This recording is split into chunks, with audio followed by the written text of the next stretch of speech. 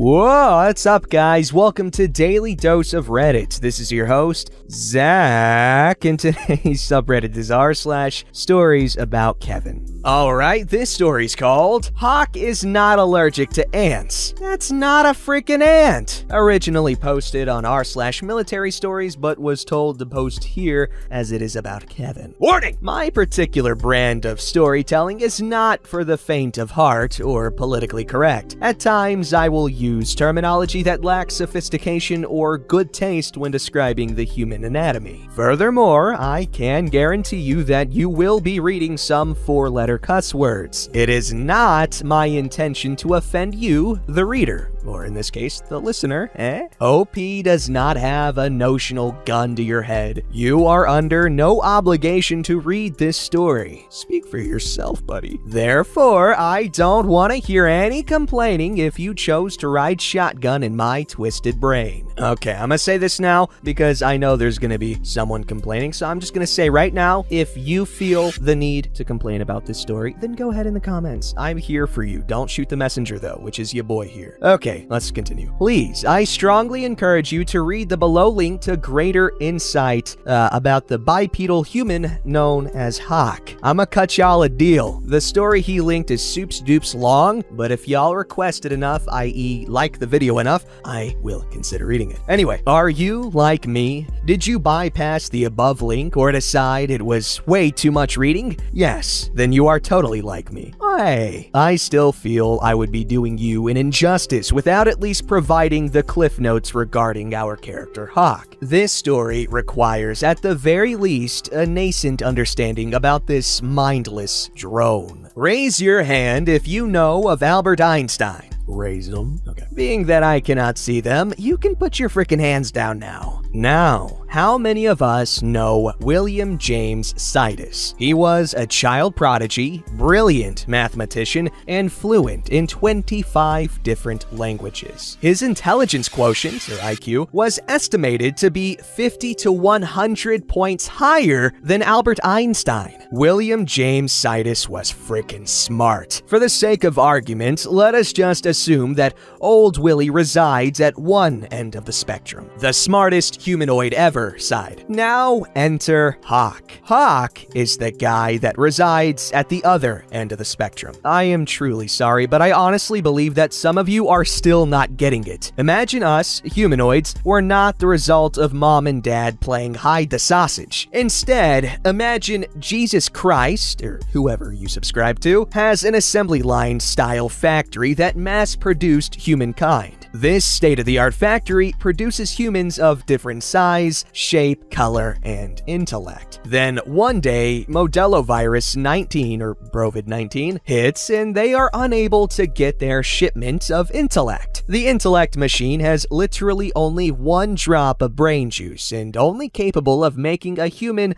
a cooter hair smarter than an amoeba. The human that rolled off the assembly line that day was Hawk, the kind of man who wipes his ass before crapping. It was dawn, and everybody was loading up on the light medium tactical vehicle, or LMTV, or truck. There was excitement in the air. The entire company, 150 humanoids, was going to the range. We were about to shoot little green Oompa Loompa lovers with lead jelly beans fired from pistols, assault rifles, and machine guns. The smell of cleaner, lubricant, and preservative, CLP, was ripe on all the weapon systems, and I had a slight murder boner. After loading up, the convoy began its 30-minute trip to one of three ranges, pistol, rifle, machine gun, we would be occupying for the day of activities. We arrive and the men pile out the back. Everyone except Hawk. Hawk, get off the frickin' truck. I can't, Sergeant OP.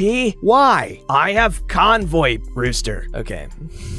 Convoy rooster is a military term describing an erect penis as a result of the pleasant vibrations while riding in a military vehicle. Hawk, get off the frickin' truck! Hawk's looking at me like I kicked his puppy. Okay, Sergeant. Please don't start my boner, though. Hawk, I don't give a damn about your boner. get off the freaking truck! Hawk slowly makes his way off the truck. Nobody stare at Hawk. He is embarrassed about riding on the truck with 30 other men and getting a boner. Nobody stare at Hawk's boner! The range is exactly what you'd expect it to be. Glorious. Uncle Sugar was paying us to shoot firearms all day. Life doesn't get much better than that. Unless you have a Hawk in your formation. Around noon, we put the range in a check fire status, letting all the retired sergeant majors at range control know we would be taking a reprieve from the intense heat to enjoy our Army Happy Meals, meals ready to eat, or MREs. I was nearly about to deliver my first heaping spoon of beef stew goodness when I see the crap show known as Hawk approaching me. He had both his hands cupped together and was intently staring into his palms, and a crap-eating grin on his face. Look, Sergeant, I caught a cow ant. Google cow ant. These are indestructible little lovers. You can step on them 10 times and they will continue to make a grunt-like sound and keep trucking along. Hawk, you know I am deadly allergic to bees, right? I thought you were deadly allergic to bees, too. With his still stupid freaking grin. Yeah, I know, Sergeant. We are like allergy twins. Don't ever say we are twins again, okay? But why don't you do me a favor?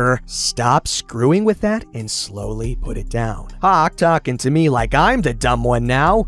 Matter-of-fact style tone to his voice. Sergeant, it's a cow ant. It's not a bee. For fire truck's sake. Yes, it is not a bee. It's also not a freaking ant though either. It's a wingless female wasp. You're holding a freaking wasp. It was at that moment Hawk realized oh man, I want to do he messed up. Rather than acting with calmness and gently setting this creature back down onto the ground, frickin' Hawk reacts like a crazy person and attempts to swat the cow ant. Screw you, buddy. Sting. At the top of his lungs and falling to the ground. It stung me, Sergeant! Oh my god, it stung me! Frickin' great. This is just simply frickin' great. I applaud Darwin for doing everything in his powers to eradicate this human error. But I don't need him dying on my watch. Fornication under consent of the king ×3. Hawk, where is your EpiPen? I didn't bring it, Sergeant. Why? I didn't think I needed it, Sergeant. Didn't think you needed it, Hawk? Fine. Here's my EpiPen. I'm gonna get the medics. Do you know how to use this? Yes, of course I know how to use it, Sergeant. I start to walk towards Field Litter Ambulance, or FLA. Other soldiers are now gathering around Hawk. Not to deliver stellar medical aid or suck the poison out, though. They are there to laugh. I am about 20 meters away, and I get this nagging sensation that I need to look back. My spidey senses were on point. I turn to see an all too familiar scene from Pulp Fiction. The scene where John Travolta is about to deliver a shot of adrenaline into the chest of an overdosed Uma Thurman. Hawk had the EpiPen above his chest, both hands extended, and was evidently working up the intestinal fortitude to plunge epinephrine directly into his heart while wearing a freaking plate carrier, or an armor vest. I immediately turn and sprint back towards Hawk. Hawk! Freaking no! Thankfully, he stops. I cease my sprint, but continue walking towards Hawk. I don't even have the adequate time to react to what happens next. Hawk sits up from his heart plunge position, looks at me, and then immediately thrusts the EpiPen into his now swollen hand. I pause. I was in complete and utter disbelief. This pile of human cells truly swims at the shallow end of the gene pool. He is deathly allergic to bees and doesn't even know how to perform the life-saving measures that are clearly depicted on the side of every EpiPen. I am now within feet of reaching him, and now I am almost wanting to watch an anaphylactic death dance to take place in the dirt. It didn't work, Sergeant. Then, before I can say anything, he freaking thrust the EpiPen into his hand again and again, Stop! Freaking stop! Hawk is now looking at me. I had just kicked his puppy again, still in obvious pain. It's not working, Sergeant! First, you need to read the instructions. The shot goes into your outer thigh. Second, you have to take the blue safety off for the auto-injector to work. By this time, and thankfully, another smart human fetched the medic. Hawk successfully and finally delivered the EpiPen into his thigh and would shortly be on his way to the emergency room to ensure that he was going to avoid Darwinism yet again. He would arrive back at the range hours later and, typical Hawk fashion, with a grin and freaking cartoonishly large man hand. Hawk, you good to go? I'm good, Sergeant. I can't fire a weapon, though. My hand is too big. Yes, I can see that, Hawk. I was about to turn and walk away. Sergeant? Yes, Hawk. I went to the bathroom while I was at the ER. That's great, Hawk. Poo-eating grin reappears. No, my penis looks really small in my hand. It feels good, though. That's great, Hawk. That's freaking great. Dear reader, as requested, another story about Hawk. I only have a couple more, though. Well, a couple more I believe I can write a decent story about. You have to realize that while I was climbing the corporate ladder, Hawk was holding down the button so that I and every other soldier on Earth could climb their way past Specialist. I will tell you the tale of Hawk and his missing ID card next week. I will be introducing new characters and providing some more stories about John and Aaron as well. Cheers. Well, that was a funny story. I like that one. See, that whole warning at the beginning, while it is appreciated, of course, a little unnecessary. It wasn't as bad as I was expecting. Regardless, really good story. I love this guy's writing style. User Sloppy Ice Cream. Not ice cream, ice cream. Really good story, man. Thank you for sharing, and I can't wait to read more from you. And I hope you guys like this video enough so that I can read the Hawk intro. All right, here is a story called Never Feed Kavinas After Midnight. Or any time of day, really. I have the misfortune of living with Kavina 1 and Kavina 2. Kavinas 1 and 2 are pretty awful roommates. Not the psychotic types you read about on r/bad roommates. Ooh, is that a new video? But they're also twin black holes that radiate neediness. As international students, the Kavinas don't own cars and aren't interested in procuring one. That being said, the Kavinas are attending school in an area where a car is a necessity. As the only member of the apartment with a car, I was willing to drive them to get groceries at first, but the Kavinas, being Kavinas, couldn't help but screw with me until my patience ran out. Kavina 1 decided that my willingness to drive equals a slavish desire to make her life easier and started coming to me for homework help. After I refused, she started crying and told me that it's only fair I buy things for her because I'm a California native who has a license. She also repeatedly emphasized that she needed straight A's and told me that I was mean and it was on me if she failed her classes. This was right after she handed me a list of things she wanted me to buy. Needless to say, I did not buy them and I stopped driving them places. As a result, she's given up on ever owning pads and tampons and has proceeded to use toilet paper as an alternative. She's also given up on ever owning a trash can. Sadly, this isn't even the height of Kavina 1's stupidity. Kavina 1 is an avid cheater. She also believes that cheating is the norm for students. So she announces that she's going to cheat to our whole apartment. I generally disapprove of cheating, but I'm not gonna snitch. Kavina 1 is the type who always wants to get her way.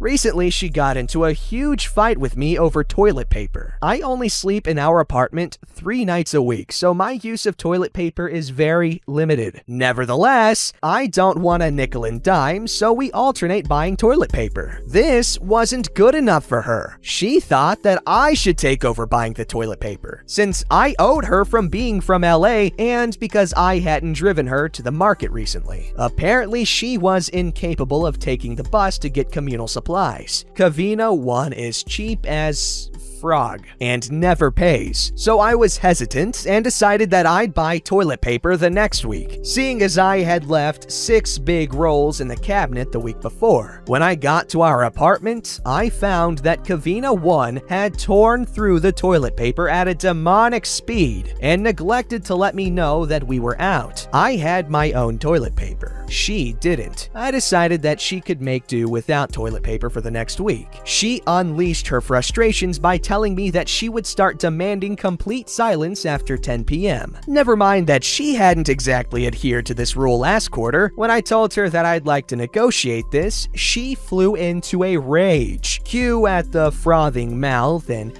You think you're better than me? I don't give a crap about your OP's alma mater. I am so much better than you. My CV would blow you away in a heartbeat. Launching a personal attack when other people have dirt on you is just the sort of thing Kavinas would do, isn't it? I seriously mulled turning her in. She'd lose her scholarship in a heartbeat. Kavina 2 was another kind of stupid and mean. Kavina 2 took forever to shop, so when I first took her to get groceries, she'd spend about 2 hours just looking around. Kavina 2 was also demanding. As soon as she'd finished shopping, she demanded that I drop everything and help her carry her groceries to my car. I stopped offering to take Kavina 2 to the market after the first time. Kavina 2 sympathized with Kavina 1 about homework and tried ganging up on me in order to force me to help. After I gave her a piece of my mind, she backed off. We didn't really talk again, although we did have a conversation about teaching, during which Kavina 2 fantasized extensively about students seeking her out for motherly love. It was a creepy conversation where Kavina 2 repeatedly expressed her intense desire to live out a hardcore fan fiction where she would sacrifice her mental health for her students' welfare. Well, that never happened. None of her students have seeked her out so far. Probably felt the creep vibes coming off of her a mile away. Anyway, Kavina 1 tried to lasso Kavina 2 into our roommate drama, and Kavina 2's opening salvo was this: You've been violating my human rights. When I asked her to elaborate, she told me that because I never really talked to her, she felt extremely attacked. When I pointed out that we had nothing in common and that I was really too busy, she told me that she felt subhuman. When Kavina 1 burst in with the interjection that we were not friends, I latched onto this quickly, only to be told by Kavina 2 that we were a family and I was obligated to love her. Apparently, this was the way things are done in her native country, and she would really prefer that we civilize ourselves. After I concluded that I was dealing with a pair of nutjobs, I slowly extricated myself from the situation. Kavina's 1 and 2 then turned against each other. I have no idea what set them off, but they proceeded to start World War III in the room next to mine. And from what I could make out, there were repeated accusations of betrayal and repeated professions of love. No, they are not lesbians. Now I leave them alone. I figure that they're going to save me the trouble and rip each other to pieces sooner or later. Did someone say ideal living situation? Because I think this is it. I'm just kidding, OP. I sympathize with you. I can imagine that being a sort of frustrating thing to be a part of because in reality, you can't win. You give in to their demands, there's only more demands to be had. You don't give in, you're a jerk. Alright, this story's called Kevin Learns About Continents. During school, I walked in front of a big map with my friends. Looking at it, I say, you know, Russia is probably bigger than the rest of Europe put together. Kevin, of course, hears this and is immediately dubious. After many Google searches and general estimation of the map, I say, but Russia spans across all of Asia, and that continent is huge. At this point, Kevin just gets really confused and says, Wait, Asia is a continent? That's pretty much when I think I won that argument. Wow, well that's our education system put on blast right there. No child left behind, am I right, bushy old boy? I'm just kidding. I'm sure it was only like 97% George Bush's fault directly. You bastard! Don't forget to like, subscribe, and hit that bell to never miss an episode.